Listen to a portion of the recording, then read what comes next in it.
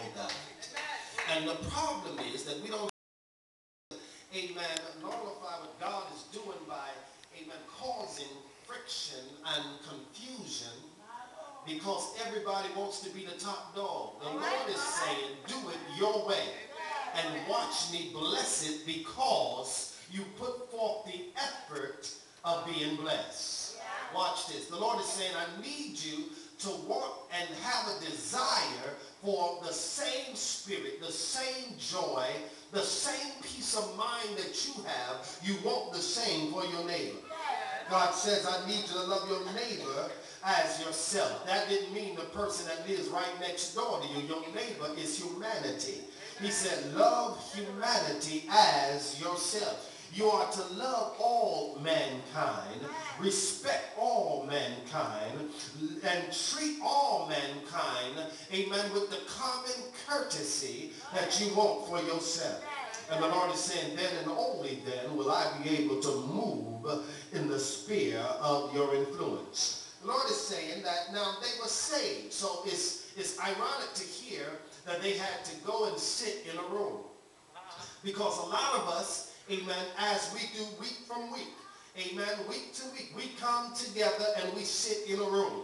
Amen. And we sit and we go through the rituals, the ceremonial acts that take place. We deal with the symbolism. We do our hymn books. We sing our stand testimony. We come in, we clap our hands or get into the service, but the Lord is saying, when are you going to reach for much more than this?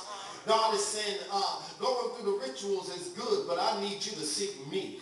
You've been seeking the things to do because you got yourself used and accustomed to doing certain things in certain places.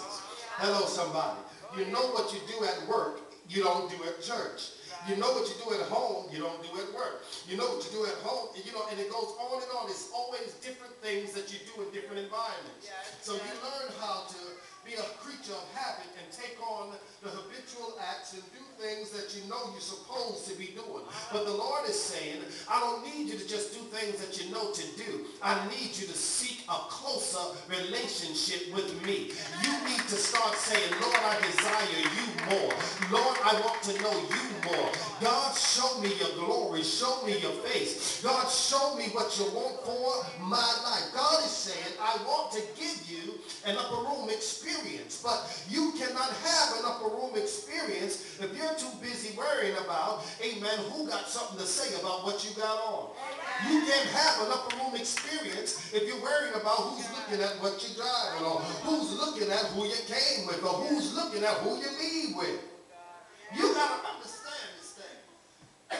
God is saying, I want to take you to another and a completely different level, even in your thought. Don't want your thinking to be the same. He said, I want you to be healed, but you can't be healed until you can release healing in your spirit. You can't be delivered until you can start to say, I am. You can't, amen, receive what God has for you until you release it. You talking about, oh my, I got to do this and I got to do that, and my doctor told me to. Listen, don't get it twisted. I believe we ought to hear what the doctor said.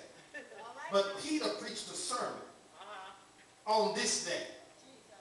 And the word said, educated, rich, the high class, the rich and famous, the who's who, the Lakrim of the Lakrim, had come together in one place.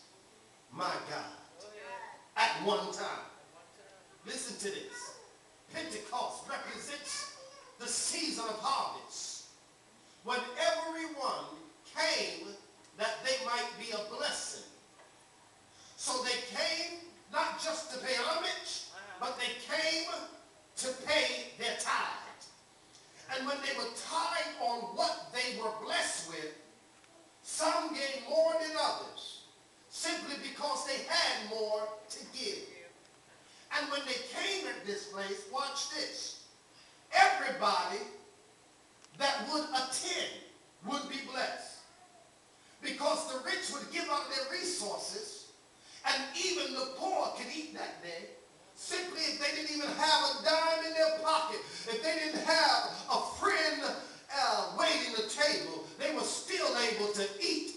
table and be fed. Simply because